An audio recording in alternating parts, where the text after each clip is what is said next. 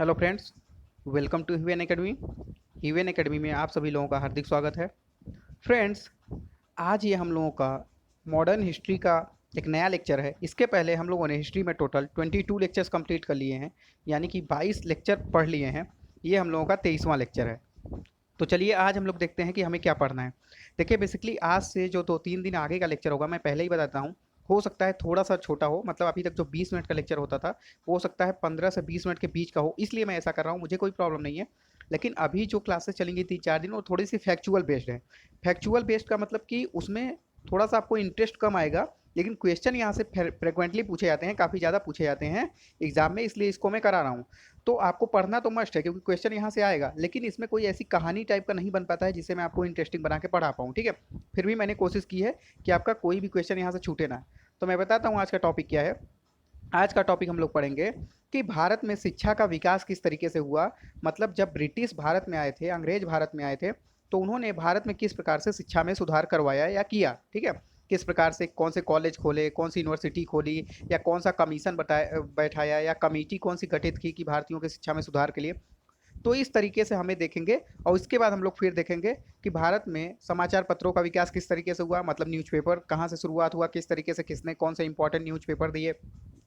तो अभी 2-3 दिन तक ये सब लेक्चर हमारे चलेंगे जो फैक्चुअल बेस होंगे, जो कि अगर आप आरआरबी, एनटीपीसी, ग्रुप डी या एसएससी का कोई एग्जाम दे रहे हैं और स्टेट का भी कोई एग्जाम दे रहे हैं, जैसे लेखपाल हो गया या कोई भी एग्जाम हो गया, तो यहाँ से क्वेश्चन आते ही आते हैं।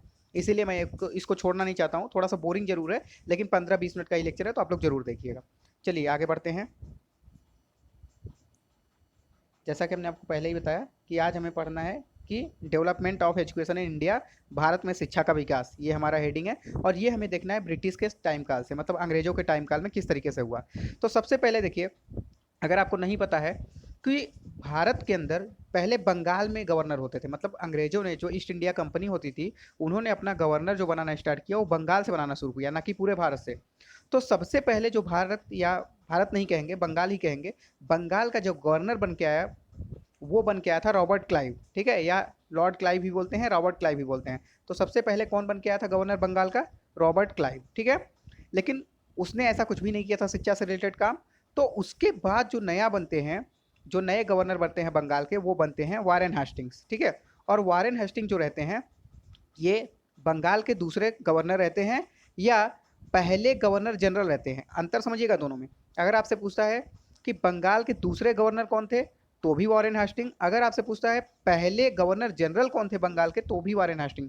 क्योंकि इन्हीं के टाइम काल में जो गवर्नर की पोस्ट थी, बंगाल के गवर्नर की पोस्ट, उसको बदलकर गवर्नर जनरल कर दिया गया था।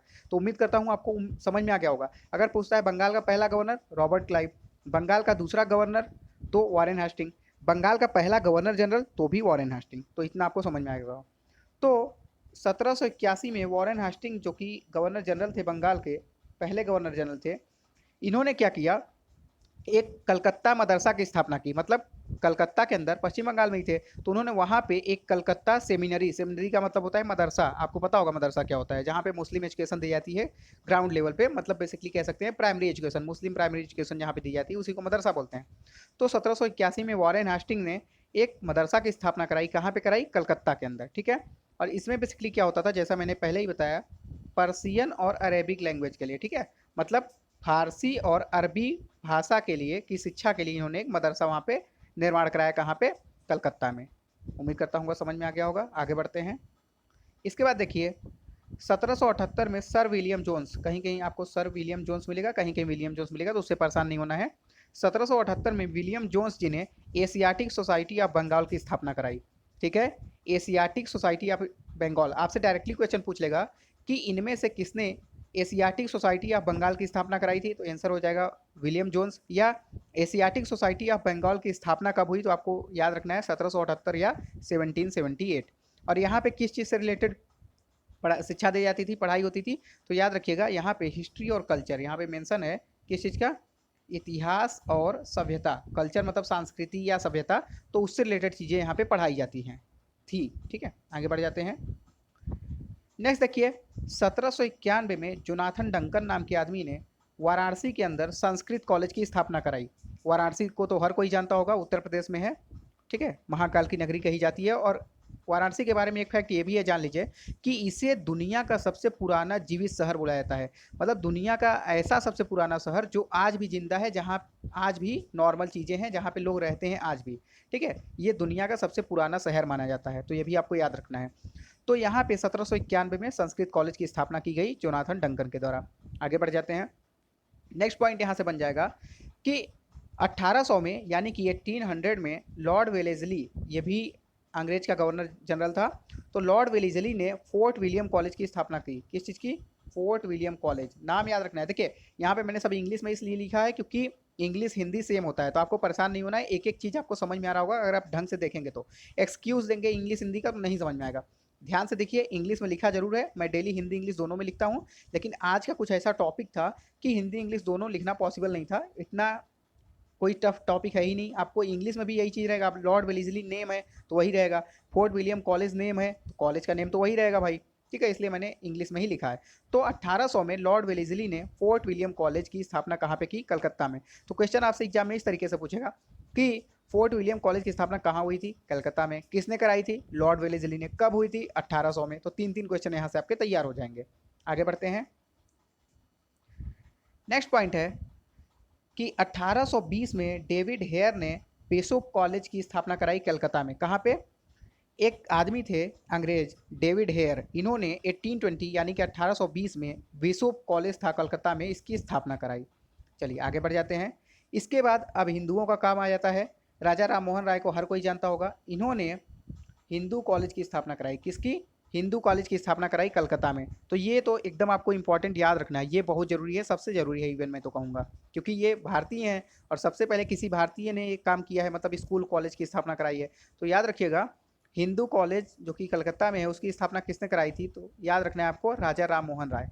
और राजा राम मोहन राय को आधुनिक भारत का जनक भी कहा जाता है, ये भी क्वेश्चन पूछा जाता है, तो ये भी आपको नहीं भूलना है। ठीक है, और अगर आपसे ये पूछता है कि हिंदू कॉलेज का दूसरा नाम क्या है, तो उसको याद रखना है प्रेसिडेंसी कॉलेज भी बोला जाता है। क्या? Presidency college. तो अगर आपसे ये पूछता है प्रेसिडेंसी कॉलेज की स्थापना किसने कराई, तो भी राजा राम मोहन राय हो जाएगा। या हिंदू कॉलेज की स्थापना किसने कराई, तो भी राजा राम मोहन राय हो जाएगा। कहाँ पे कराई थी? कलकत्ता में। आगे बढ़ते हैं। नेक्स्ट पॉइंट देखिए, इनसे तो हर कोई भली बात परिचित होगा, लॉर्ड विलियम बेंटिक। अगर आपने थोड़ी भी इतिहास पढ़ी है तो लॉर्ड विलियम बेंटिक का नाम तो आपको पता होगा। ये भारत के पहले गवर्नर जनरल थे। आप कंफ्यूज मत होइएगा, मैंने अभी ऊपर सबसे पहले आपको बताया था वॉरेन हेस्टिंग, वो बंगाल का पहला गवर्नर जनरल था। उस टाइम जो ब्रिटिश ईस्ट इंडिया कंपनी का केंद्र था व्यापार का, वो फोकस था बंगाल में। लेकिन अब धीरे धीरे इन्होंने क्या किया, पूरे भारत को कैप्चर कर लिया और पूरे भारत से ये लोग व्यापार करने लगे। तो इसीलिए पूरे भारत का गवर्नर जनरल बना दिया गया किसको? लॉर्ड विलियम बेंटिक को। तो क्वेश्चन तो डायरेक्टली पहले यहाँ से ही पूछ लिया जाएगा कि भारत का पहला गवर्नर जनरल कौन था, तो आपको बताना है लॉर्ड विलियम बेंटिक। ठीक है, अगर किसी को इसमें कंफ्यूजन हो रहा है तो वो कमेंट करके जरूर पूछ लेगा, मैं अगले वीडियो में उसको क्लियर कर दूंगा। और वैसे भी अभी हमें पूरे इंग्लिश जो भी ब्रिटिश के वायसराज थे, गवर्नर थे, गवर्नर जनरल थे, सबके बारे में अभी हम अच्छे से पढ़ेंगे और उन्होंने क्या क्या इंपॉर्टेंट काम किए, कब कौन सा गवर्नर जनरल भारत आया ब्रिटेन से, तो ये सब अभी अच्छे से पढ़ेंगे। तो अभी तो हम लोग पढ़ रहे हैं कि किस तरीके से शिक्षा का विकास हुआ भारत में और कौन गवर्नर जनरल या कौन सा गवर्नर था। ठीक है, तो अभी अगर कन्फ्यूजन हो रहा है तो परेशान मत होइए, ध्यान से वीडियो को 2-3 बार देखिए, क्लियर हो जाएगा। फिर भी डाउट बचता है तो आप कमेंट करके पूछ सकते हैं। देखिए, लॉर्ड विलियम बेंटिक जो कि गवर्नर जनरल था 1828 से 35 तक, 1835 तक, ये first governor general of India है, ये तो मैंने बता ही दिया है। इन्होंने 1833 में पब्लिक एजुकेशन कमेटी की स्थापना की, मतलब एक कमेटी बनाई, शिक्षा समिति बनाई। ठीक है, लोक शिक्षा समिति, और इसके चेयरमैन इन्होंने बनाया लॉर्ड मैकॉले को। किसको? लॉर्ड मैकॉले को। तो अगर आपसे ये क्वेश्चन पूछता है कि लॉर्ड विलियम बेंटिक ने जो पब्लिक एजुकेशन कमेटी बनाई थी 1833 में, 1833 में, उसका चेयरमैन कौन था, तो याद रखिएगा उसका चेयरमैन था लॉर्ड मैकॉले। ठीक है, और जाहिर सी बात है जब एक कमेटी बनाई गई है तो उस पर रिपोर्ट भी भेजा जाएगा। तो जब मैकॉले जी ने इसका रिपोर्ट कब दिया, तो याद रखिएगा 1835 में, मतलब 1833 में कमेटी बनाई गई। और ये कमेटी इसलिए बनाई गई थी ताकि शिक्षा में सुधार से रिलेटेड काम हो पाए। ठीक है, तो 1835 में ये कमेटी बनी थी और लॉर्ड मैकाले जी ने इसका रिपोर्ट सौंपा था। तो आगे बढ़ते हैं, और इन्होंने इस जो मैकाले रिपोर्ट था, इसे मैकाले मिनट्स भी बोला जाता है। तो अगर आपसे ये पूछता है कि मैकाले रिपोर्ट कब सबमिट की गई थी, तो भी 1835 हो जाएगा। अगर आपसे ये पूछता है कि मैकाले मिनट्स कब प्रस्तुत किया गया था, तो ये भी क्या हो जाएगा? 1835। तो आपको याद रखना है 1835 में मैकाले मिनट्स सबमिट किया गया था, या मैकाले रिपोर्ट भी सबमिट की गई थी। ठीक है, किससे रिलेटेड था, तो याद रखना है लोक शिक्षा समिति या शिक्षा से। तो अगर आपसे डायरेक्टली एग्जाम में ये क्वेश्चन पूछा भी हुआ है, फिर से अगर पूछता है तो याद रखना है बिल्कुल कि मैकाले रिपोर्ट किससे संबंधित है, शिक्षा से रिलेटेड संबंधित है। किसके शासनकाल में आया था, लॉर्ड विलियम बेंटिक के। आगे बढ़ जाते हैं।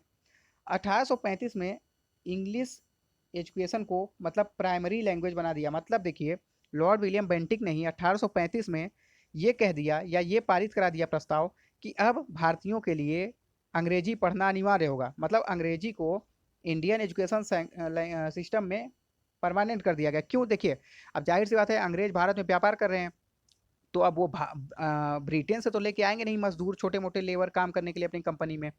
तो उन्हें भारत के ही कर्मचारी चाहिए थे, और भारत के अगर कर्मचारी से काम कराना है तो भारतीयों को भाई इंग्लिश आएगा, तभी तो वो काम सिखा पाएंगे या करा पाएंगे, तभी तो काम कर पाएंगे आप उनके साथ।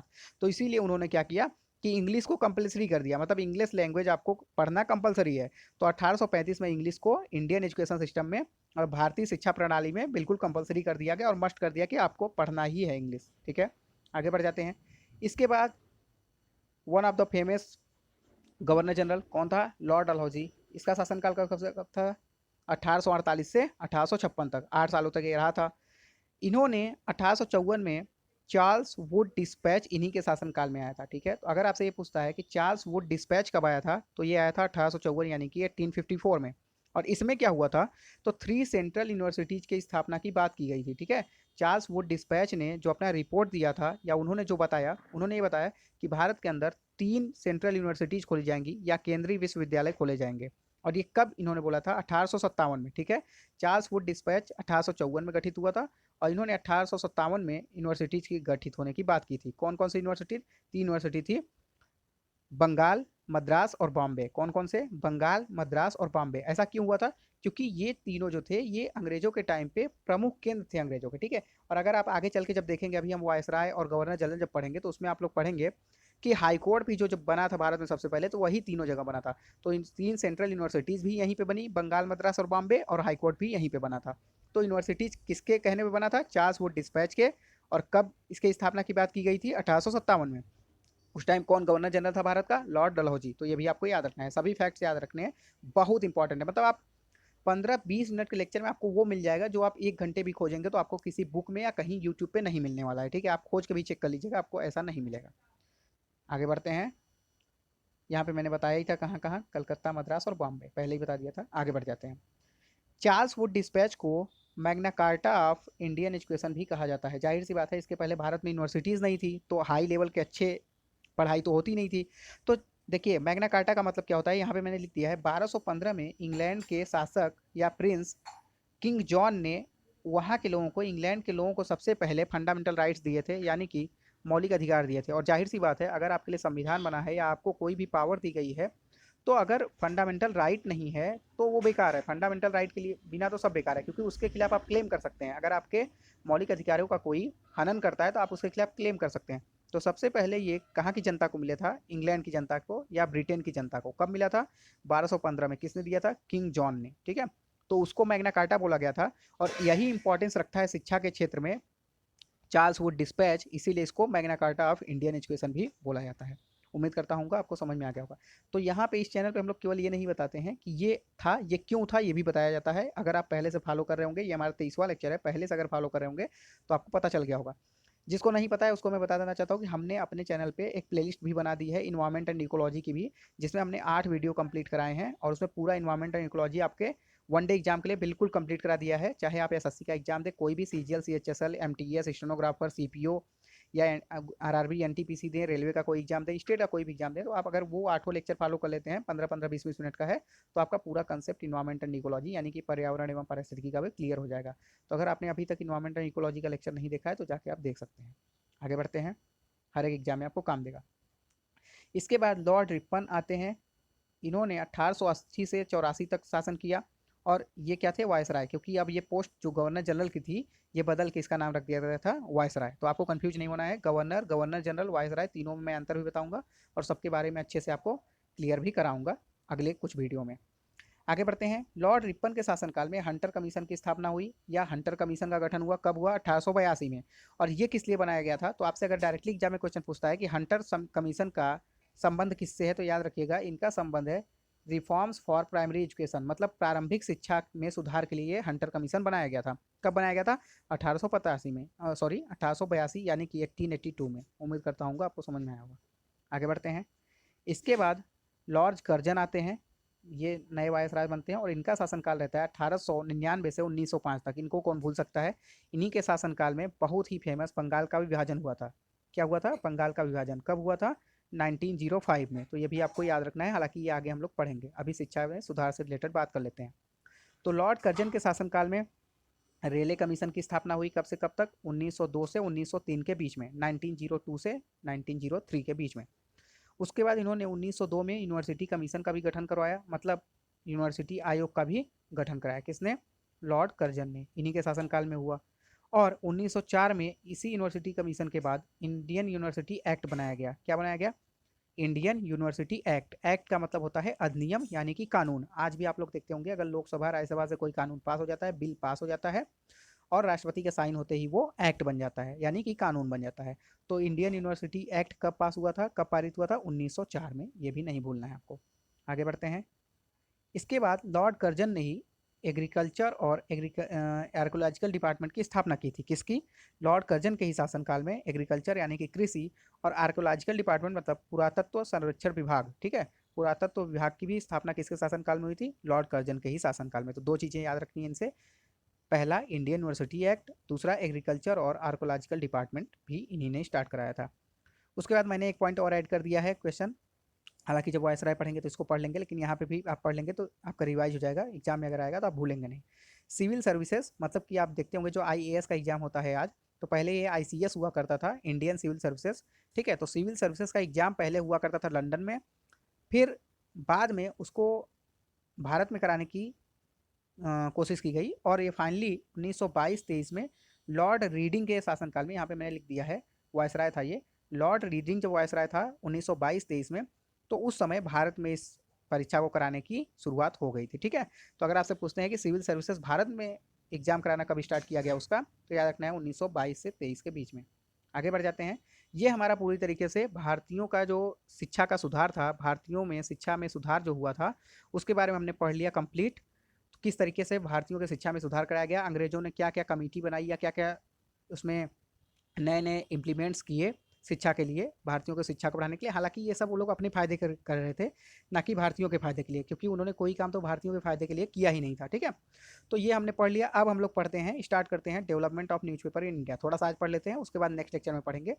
दोस्तों, अगर आपने अभी तक वीडियो को लाइक नहीं किया तो प्लीज़ वीडियो को ज़्यादा से ज़्यादा लाइक करिए, शेयर करिए दोस्तों के साथ, चैनल को सब्सक्राइब करिए, और कमेंट करके कोई भी डाउट हो या कोई भी सजेशन तो उसको ज़रूर दीजिएगा, ठीक है। मैं पर्सनली एक एक कमेंट को देखता हूँ और उसका रिप्लाई भी करता हूँ। जो भी कमेंट करता है उसको पता है, कोई भी प्रॉब्लम हो तो आप कमेंट कर सकते हैं, और लाइक और शेयर करना तो बिल्कुल मत भूलिएगा। चलिए अब देखते हैं development of newspapers in India, ठीक है। किस प्रकार से भारत में न्यूज़पेपर्स यानी कि समाचार पत्रों का विकास हुआ। अभी हमने देखा किस प्रकार से शिक्षा का विकास हुआ, अब हम लोग देखेंगे न्यूज़पेपर का या समाचार पत्रों का विकास किस तरीके से भारत में होता है। तो सबसे पहले जब हम पुर्तगाल पढ़ रहे थे तो भी हमने देखा था, अगर जिसने नहीं देखा है तो यहाँ पे देख लेगा। 1556 में भारत में प्रिंटिंग प्रेस की शुरुआत हुई। तो सबसे पहले प्रिंटिंग प्रेस भारत में कहाँ लगाया गया? तो 1556 में गोवा में लगाया गया। और गोवा कहाँ पे है? इंडिया में, ये पता है आपको। और किसने लगाया था? पुर्तगालियों ने लगाया था। किसने? यहाँ पे लिखा है बाई पोर्चुगीज। तो पुर्तगालियों ने सबसे पहले 1556 में पहला प्रिंटिंग प्रेस लगाया था गोवा में। और उसके एक साल बाद यानी कि 1557 में पहली बुक इस प्रिंटिंग प्रेस से पब्लिश की गई, मतलब पहली बुक प्रिंट की गई, छापी गई। किसके द्वारा? तो ये छापी गई थी गोवा के पादरियों के द्वारा, ठीक है। किसके द्वारा? गोवा के पादरियों के द्वारा 1557 में पहली बुक पब्लिश की गई थी। इसके बाद अभी तो ये पुर्तगालियों का हुआ प्रिंटिंग प्रेस, इन्होंने ज़्यादा कुछ किया नहीं। 1684 में ईस्ट इंडिया कंपनी ने अपने प्रिंटिंग प्रेस की शुरुआत की। इन्होंने कहाँ से शुरुआत की थी? तो याद रखना है 1684 में ईस्ट इंडिया कंपनी ने बॉम्बे में प्रिंटिंग प्रेस की शुरुआत की। कहाँ पे? बॉम्बे में, याद रखना है आपको। उसके बाद 29 जनवरी 1780 को भारत में पहला न्यूज़पेपर पब्लिश किया गया। तो अगर आपसे ये पूछता है कि भारत में पहला न्यूज़पेपर कब पब्लिश किया गया था, तो याद रखना है 29 जनवरी 1780। पहला इंडियन न्यूज़पेपर था, कौन था? बंगाल गजेट। याद रखना है कौन सा था? बंगाल गजेट। तो ये भी आपको नहीं भूलना है, कई बार क्वेश्चन पूछा हुआ है कि भारत में पब्लिश पहला न्यूज़पेपर कौन सा था, तो वो है बंगाल गजेट। और ये किसने पब्लिश कराया था, या कौन इसके संपादक थे, किसने प्रिंट करवाया था? तो याद रखना है जेम्स अगस्टस हिक्की। यहाँ पे लिखा हुआ है JA हिक्की, ठीक है। इनका पूरा नाम है जेम्स अगस्टस हिक्की। इन्होंने 29 जनवरी 1780 में पहला न्यूज़पेपर पब्लिश कराया था, भारत में प्रिंट कराया था। और इसी दिन हम लोग न्यूज़पेपर डे भी मनाते हैं, ठीक है, न्यूज़पेपर डे, समाचार पत्र दिवस। आगे बढ़ जाते हैं। 1816 में बंगाल गजट नामक न्यूज़पेपर छापा जाता है फिर से। हालांकि ये भारतीय द्वारा छापा गया था। अभी हमने देखा बंगाल गजट जो था वो ब्रिटिश के द्वारा छापा गया था, लेकिन 1816 में गंगाधर भट्टाचार्य जो कि एक भारतीय थे, बंगाली थे, इनके द्वारा पहला न्यूज़पेपर, मतलब पहला न्यूज़पेपर ऐसा जो कि भारत में छापा गया हो और भारतीय के द्वारा हो, यहाँ पे मैंने लिख दिया है। अभी हमने देखा कि भारत में छापा गया पहला न्यूज़पेपर था बंगाल गजट, जो कि छापा गया था कब, प्रिंट किया गया था कब, तो 29 जनवरी 1780 किसके द्वारा, जे एक के द्वारा। लेकिन ये ब्रिटिश थे, ब्रिटिश के द्वारा छापा गया था। तो भारतीयों द्वारा छापा गया पहला न्यूज़पेपर था बंगाल गजट, जो कि 1816 में गंगाधर भट्टाचार्य के द्वारा प्रिंट किया गया था, छापा गया था।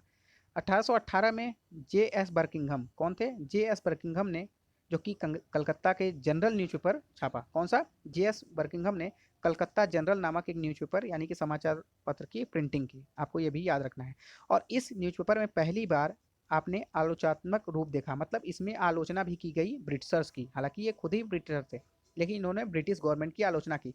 तो आलोचना जिस न्यूज़पेपर में दिखता है वैसा ये पहला न्यूज़पेपर था। तो अगर आपसे ये पूछता है कि पहला ऐसा न्यूज़पेपर भारत में जो प्रिंट हुआ जिसमें आलोचना की गई हो किसी की, तो वो था कलकत्ता जनरल, जो कि 1818 में जे एस बर्किंघम के द्वारा प्रिंट कराया गया था। और इन्होंने न्यूज़पेपर को आधुनिक रूप भी दिया था। अगर आपसे ये पूछता है कि न्यूज़पेपर को आधुनिक रूप किसने दिया था, तो वो भी जे एस बर्किंघम ही हो जाएंगे। आगे बढ़ते हैं। अगर आपसे पूछता है कि राष्ट्रीय प्रेस स्थापना का श्रेय किसको जाता है, तो याद रखना है राष्ट्रीय प्रेस स्थापना का श्रेय जाता है राजा राम मोहन राय जी को। किसको, राजा राम मोहन राय जी को इंडियन नेशनल प्रेस यानी कि राष्ट्रीय प्रेस की स्थापना का श्रेय जाता है। तो ये भी आपको नहीं भूलना है, ये क्वेश्चन इंपॉर्टेंट है क्योंकि ये भारतीय हैं। और इन्होंने दो समाचार पत्र निकाले थे, एक संवाद कौमुदी जो कि 1821 में, और एक मीरात उल अखबार जो कि 1822 में। तो फिर से रिपीट कर रहा हूँ, राजा राम मोहन राय जी ने दो अखबार पब्लिश किए थे, एक संवाद कौमुदी 1821 में और दूसरा मीरात उल अखबार जो कि 1822 में पब्लिश हुआ था, एक साल के अंतराल पे। तो इस तरीके से हमने आज देखा कि किस प्रकार से भारतीयों में शिक्षा का विकास हुआ या भारतीयों की शिक्षा में सुधार किस प्रकार से कराया गया। और हमने शुरुआत कर दिया कि न्यूज़पेपर किस प्रकार से भारत में शुरू हुए, भारत में न्यूज़पेपर का प्रचलन या समाचार पत्रों का प्रचलन कब हुआ, ठीक है। तो उम्मीद करता हूँ आपको ये लेक्चर बहुत अच्छा लगा होगा। आगे नेक्स्ट वीडियो में हम लोग अभी समाचार पत्र को कंटिन्यू करेंगे और आगे भी ऐसे छोटे छोटे जो फैक्चुअल टॉपिक है उसको 3-4 लेक्चर में कंप्लीट कर लेंगे। उसके बाद हम लोग 1857 की क्रांति पे बढ़ जाएंगे, जो कि बहुत ही इंपॉर्टेंट है। तो चलिए दोस्तों, अगर वीडियो पसंद आया तो इसको ज़्यादा से ज़्यादा लाइक करिए, दोस्तों के साथ खूब शेयर करिए, जितने भी ग्रुप हैं व्हाट्सअप, फेसबुक, टेलीग्राम, सब जगह शेयर कर दीजिए, इंस्टाग्राम। और कमेंट करके ज़रूर बताइएगा वीडियो कैसा लगा। वीडियो देखने के लिए आपका बहुत बहुत धन्यवाद।